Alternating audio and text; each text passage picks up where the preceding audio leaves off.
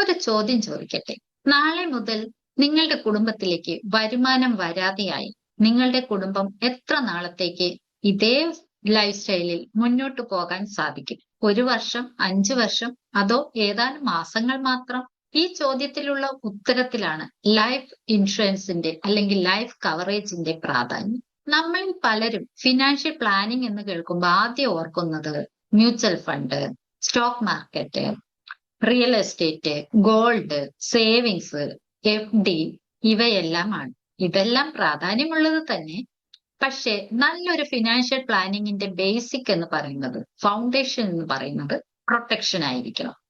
കാരണം സമ്പത്ത് സൃഷ്ടിക്കുന്നതിന് മുന്നേ തന്നെ ആ സമ്പത്ത് കൊണ്ടുവരാൻ കാരണമായ ആളുടെ വരുമാനം പ്രൊട്ടക്ട് ചെയ്യണം. ഒരു കുടുംബത്തിന്റെ പ്രധാന വരുമാനം ആ പ്രധാന വ്യക്തിയെ മാത്രം ആശ്രയിച്ചുള്ളതാണെന്ന് കരുതും. ഹോം ലോൺ ഉണ്ട്, കുട്ടികളുടെ വിദ്യാഭ്യാസത്തിനുള്ള ചെലവുകളുണ്ട്, കുടുംബത്തിലെ മറ്റ് ചെലവുകളുണ്ട്, ഡിപ്പെൻഡന്റ് ആയ മാതാപിതാക്കളുണ്ട്, മന്ത്ലി ഹൗസ് ഹോൾഡ് എക്സ്പെൻസ് വേറെയുണ്ട്, റിട്ടയർമെന്റ് ഗോൾ ഉണ്ട്. ആ വരുമാനം കൊണ്ടുവരുന്ന വ്യക്തിക്ക് അപ്രതീക്ഷിതമായി എന്തെങ്കിലും സംഭവിച്ചാൽ ഇതെല്ലാം എങ്ങനെ നടത്തും? ആളില്ലെങ്കിലും വരുമാനമില്ലെങ്കിലും EMI അവിടെ തന്നെ ഉണ്ടാകും. കുട്ടികളുടെ വിദ്യാഭ്യാസ ചെലവുണ്ടാകും, മാതാപിതാക്കളുടെ ചെലവുണ്ടാകും, കുടുംബത്തിലെ മറ്റു ചെലവുകൾ ഉണ്ടാകും, കുട്ടികളുടെ സ്വപ്നങ്ങൾ ഉണ്ടാകും. ഇത് വല്ലതും നിൽക്കുമോ? ഇല്ല. ഇൻകം മാത്രമാണ് അവസാനിക്കുന്നത്. അവിടെയാണ് ശരിയായ ലൈഫ് കവറേജിന്റെ പ്രാധാന്യം. ലൈഫ് ഇൻഷുറൻസ് എന്ന് പറയുമ്പോൾ വെറും ഒരു പോളിസി പോലെയാണ് പലരും കരുതുന്നത്. പക്ഷേ അതിനെ ഒരു ഇൻകം പ്രൊട്ടക്ഷൻ ടൂൾ ആയി തന്നെ കാണും. നിങ്ങൾ ഇല്ലാതായാലും നിങ്ങളുടെ കുടുംബത്തിന് ജീവിക്കാൻ, നിങ്ങളുടെ കുടുംബത്തിലെ പല സ്വപ്നങ്ങളും സാക്ഷാത്കരിക്കാൻ, കുട്ടികളുടെ വിദ്യാഭ്യാസം പൂർത്തിയാക്കാൻ ആവശ്യമായ സാമ്പത്തിക സംരക്ഷണം നൽകുക എന്നതാണ് ഇൻഷുറൻസ് കവറേജിന്റെ ലക്ഷ്യം എന്ന് പറയുന്നത്. ചിലർ എന്നോട് ചോദിക്കാറുണ്ട്, ഞാൻ മ്യൂച്വൽ ഫണ്ടിൽ ഇൻവെസ്റ്റ് ചെയ്യുന്നുണ്ട്, പിന്നെ എന്തിന് ലൈഫ് ഇൻഷുറൻസ് എടുക്കണം?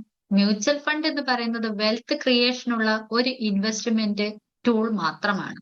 ലൈഫ് ഇൻഷുറൻസ് എന്ന് പറയുന്നത് ഫാമിലി പ്രൊട്ടക്ഷനുള്ള ഒരു റിസ്ക് മാനേജ്മെന്റ് ടൂളാണ്. രണ്ടും രണ്ടാണ്. നിങ്ങൾ ഇന്ന് ഇൻവെസ്റ്റ്മെന്റ് തുടങ്ങി എന്ന് കരുതുക. അടുത്ത വർഷം അപ്രതീക്ഷിതമായി നിങ്ങൾക്ക് എന്തെങ്കിലും സംഭവിച്ചാൽ നിങ്ങൾ ലക്ഷ്യമിട്ട വലിയ തുക അപ്പോഴേക്കും ആയിട്ടുണ്ടാകില്ല. അവിടെയാണ് കൃത്യമായ ഒരു ലൈഫ് കവറേജ് നിങ്ങളുടെ കുടുംബത്തിന് സാമ്പത്തിക പ്രൊട്ടക്ഷൻ നൽകേണ്ടത്. അതുകൊണ്ട് തന്നെ ഫിനാൻഷ്യൽ പ്ലാനിങ്ങിൽ ഞാൻ ആദ്യം പറയുന്നത് പ്രൊട്ടക്ഷൻ ആണ്. അത് കഴിഞ്ഞാൽ സേവിങ്സ്, പിന്നീട് ഇൻവെസ്റ്റ്മെന്റ്, വെൽത്ത് ക്രിയേഷൻ അതിനും കഴിഞ്ഞിട്ട്. അതുകൊണ്ട് തന്നെ എനിക്ക് ലൈഫ് ഇൻഷുറൻസ് പ്രൊട്ടക്ഷൻ ഉണ്ടോ എന്ന് മാത്രമല്ല നോക്കേണ്ടത്, എന്റെ കുടുംബത്തിന് ആവശ്യമായ പ്രൊട്ടക്ഷൻ ഉണ്ടോ എന്നുള്ളതാണ്. നിങ്ങളുടെ ഇൻകം, ലയബിലിറ്റീസ്, ഹോം ലോൺസ്, കുട്ടികളുടെ വിദ്യാഭ്യാസ goals, family expense, existing assets, existing insurance ഇവയെല്ലാം പരിഗണിച്ചിട്ട് വേണം ആവശ്യമായ കവറേജ് ഉണ്ടോ എന്ന് നോക്കാം. ഓർക്കൂ, സമ്പത്തുണ്ടാക്കുക എന്നത് ഒരു ലക്ഷ്യമാണ്. പക്ഷേ കുടുംബത്തെ സംരക്ഷിക്കുക എന്നുള്ളത് അതൊരു ഉത്തരവാദിത്വമാണ്. നിങ്ങളുടെ വരുമാനം ഇന്ന് നിങ്ങളുടെ കുടുംബത്തിനെ സന്തോഷകരമായി മുന്നോട്ട് കൊണ്ടുപോകും. പക്ഷേ നാളെ നിങ്ങൾ ഇല്ലെങ്കിലും അവരുടെ ജീവിതം സാമ്പത്തികമായി തകരാതിരിക്കാനുള്ള ഒരു സംവിധാനമാണ് ലൈഫ് കവറേജ്. നിങ്ങൾക്ക് ലൈഫ് കവറേജ് ഉണ്ടായിരിക്കാം, പക്ഷേ നിങ്ങൾക്ക് എത്ര കവറേജ് ശരിക്കും വേണം എന്നുള്ളതിന് കൃത്യമായ ഒരു ക്ലാരിറ്റി ഇല്ലെങ്കിൽ നിങ്ങൾക്ക് എന്നെ കോണ്ടാക്ട് ചെയ്യാം. നിങ്ങളുടെ ശരിയായ ലയബിലിറ്റീസ്, ഫ്യൂച്ചർ ഗോൾസ്, നിങ്ങൾക്ക് ഇപ്പോഴുള്ള കവറേജ് ഇതെല്ലാം നോക്കിയിട്ട് ഏതെങ്കിലും രീതിയിലുള്ള ഗ്യാപ്പ് ഉണ്ടോ എന്ന് ഞാൻ പരിശോധിക്കാം. പോളിസി വാങ്ങുന്നതിന് മുമ്പ് ശരിയായ പ്രൊട്ടക്ഷൻ എത്ര വേണമെന്ന് അറിഞ്ഞിരിക്കുക.